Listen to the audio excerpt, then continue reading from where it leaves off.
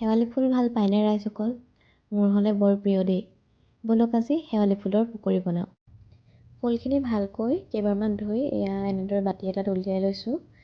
তাৰপিছত তাত অলপমান বেচন, কটা পিঁয়াজ, তাৰ পৰা এটা জলকীয়া কাটি দিছোঁ, লগতে অকণমান নিমখ দিছোঁ আৰু পানী দি এনেদৰে ধুনীয়াকৈ মিলাই লৈছোঁ। আপোনালোকে ইচ্ছা কৰিলে মছলা ব্যৱহাৰ কৰিব পাৰে। তাৰপিছত মই এখন ননষ্টিক পেন পাতি তাতে এনেদৰে এটা এটাকৈ দি দিছোঁ।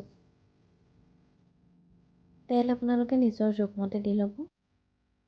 এইটো পকৰি আচলতে ভাতৰ লগতো খাব পৰা হয় আৰু চাহৰ লগতো খাব পাৰি।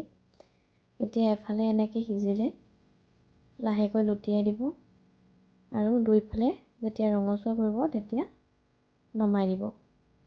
এতিয়া আমাৰ এয়া পকৰি ৰেডি। যদি ভিডিঅ'টো ভাল লাগে লাইক, কমেণ্ট আৰু ছাবস্ক্ৰাইব কৰিবলৈ নাপাহৰিব। আজিলৈ আহোঁ, বাই বাই।